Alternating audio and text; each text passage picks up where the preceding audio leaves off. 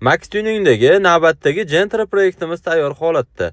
Qilingan navrotlarni obzor qilamiz, sizlar mehnatimizga baho berasizlar. Birinchi navbatda Mercedes 213 sidenani o'rnatib berganmiz. O'rtasi zamshli variantidan. Sidenamiz polni elektronli sidenani o'zidan boshqariladi. Sidenaga moslab polni salon peritashka qilib berganmiz.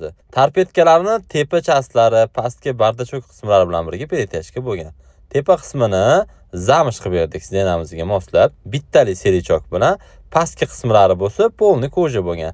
Bardachoklari, bardachoni pasti, rulli yonlari hammasi qora kojadan peritashka qilingan bittali serichok bilan ishlov berib qo'yganmiz.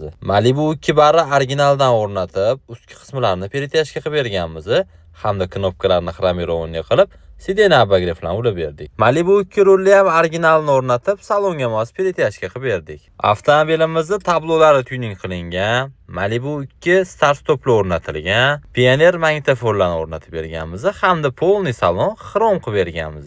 Obshivkadagi materialli chastlari koja bo'lgan, ko'rib turganingizdek oyna knopkalari ham polni xromirованный qilingan. Avtomobilimiz shuncha navrotga yarasha to'liq shumoizolyatsiya qilingan. Video registrator, antiradar, mejikarlari ham bor. Kimga shunaqa xizmatlarimiz qiziq bo'lsa, Max Tuningga murojaat qilaverasizlar.